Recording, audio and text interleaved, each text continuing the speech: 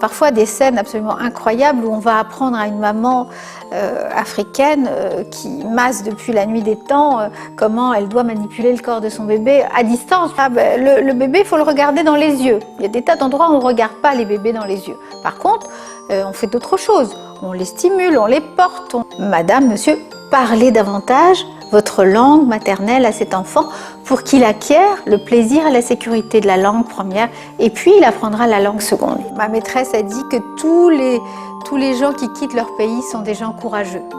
Eh bien une parole comme ça, c'est une parole de passeur. Et je trouve donc que ces adolescents, c'est un peu des précurseurs.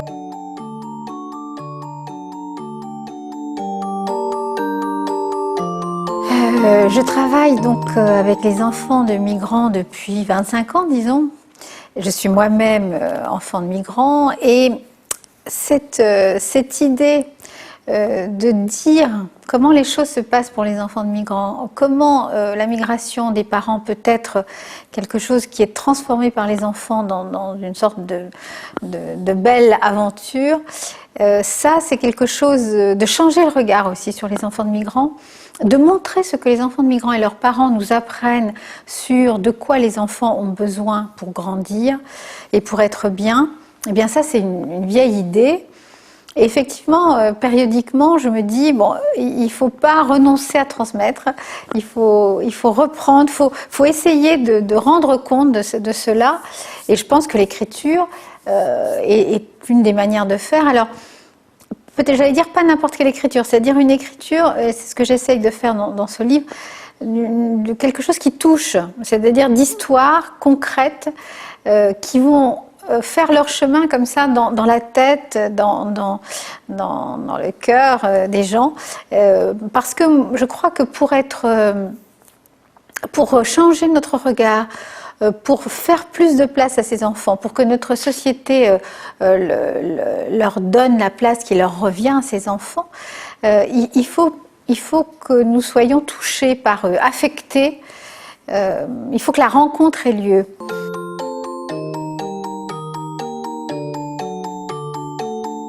Les enfants dont je parle, ce sont les enfants de migrants à l'origine, parce que ce sont eux qui m'ont appris qu'est-ce qui était nécessaire pour grandir dans ces situations. Mais les enfants de migrants, c'est une chose, mais il y a aussi tous les enfants, par exemple les enfants de l'adoption internationale, les enfants des couples mixtes, les enfants qui vivent dans un pays au début de leur vie et puis ensuite dans un autre. Tous ces enfants qui vont changer soit de pays, de langue, de monde.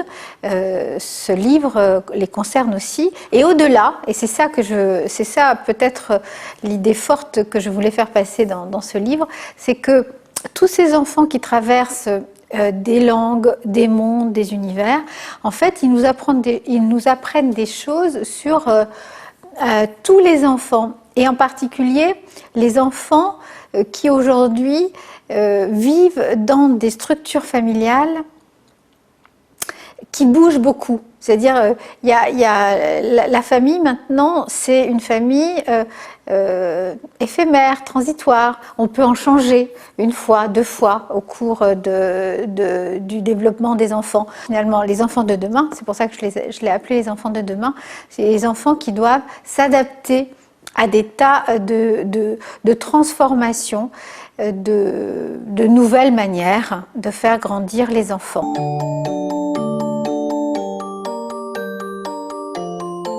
En situation migratoire, il peut y avoir des conflits entre la manière dont je pense les choses de là où je viens et la manière dont ça se passe ici. On va dire aux mamans, il faut faire comme si, par exemple, le bébé, il faut le regarder dans les yeux. Il y a des tas d'endroits où on ne regarde pas les bébés dans les yeux. Par contre, on fait d'autres choses. On les stimule, on les porte, on les porte au dos, on leur raconte des histoires. Mais on ne les regarde pas. Nous, on regarde beaucoup les bébés. Le conflit qu'il y a entre ces manières de faire contribue à ce qu'on appelle la vulnérabilité de ces bébés et de leur mère, c'est-à-dire, globalement, au fait que ces mamans souffrent dans cette période-là, et les bébés aussi d'ailleurs, Et il y a une période entre 0 et 1 an qui est une période de vulnérabilité importante où il faut d'une certaine façon avoir beaucoup de soucis pour les mères et les bébés, beaucoup d'attention pour eux, parce que c'est un moment, il y a un moment de risque. Souvent, on doute des manières de faire des mères migrantes parce qu'elles sont différentes. Donc, on se demande, mais est-ce qu'il y a toujours cette idée, est-ce que vraiment elles savent aimer leurs enfants? Est-ce qu'elles savent faire, hein? Et on a parfois des scènes absolument incroyables où on va apprendre à une maman africaine qui masse depuis la nuit des temps comment elle doit manipuler le corps de son bébé à distance, puisque nous on manipule à distance. Donc il y a une sorte de reconnaissance, de reconnaître l'importance de ces éléments-là pour comprendre, pour accueillir, mais aussi, et ça c'est mon travail, pour soigner lorsqu'il y a de la souffrance mère-enfant ou parent-enfant qui émerge.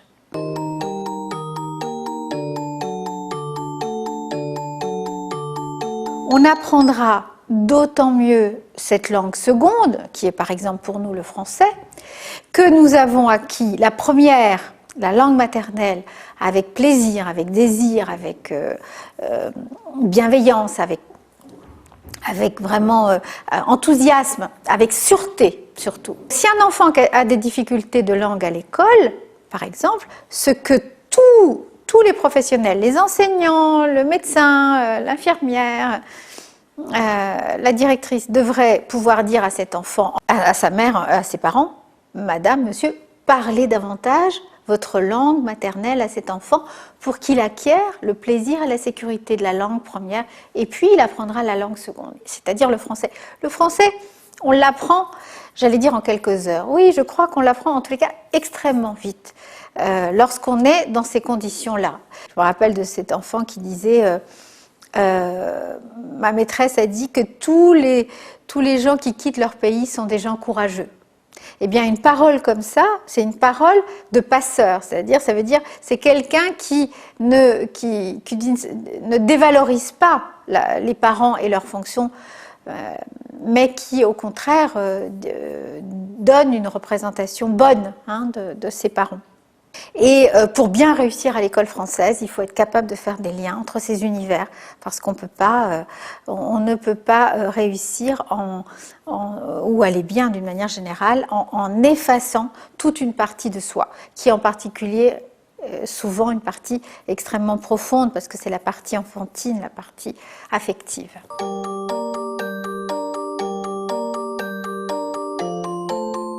Donc, dans le livre, je décris le dispositif transculturel de soins que nous avons mis en place donc depuis 25 ans à Bobigny, à l'hôpital Avicenne, dans la banlieue nord de Paris, et maintenant depuis quelques années à Cochin, l'hôpital Cochin, au cœur de Paris. Ce dispositif, il a un certain nombre de principes. D'abord la langue, de pouvoir reconnaître, accepter que les parents viennent avec leur langue et que donc on mette à leur disposition des traducteurs. Et ça, parfois, c'est magique. Il y a certains enfants pour lesquels, et d'ailleurs les petits disent, vous savez madame, c'est pas vous qui m'avez guéri, c'est le traducteur. Je dis oui jeune homme, je sais maintenant que c'est le traducteur. Au début je m'offusquais un petit peu, je me disais c'est dommage, mais maintenant je sais que le traducteur, en tout cas l'élément de traduction du dispositif est un élément très fort de l'accueil et du soin.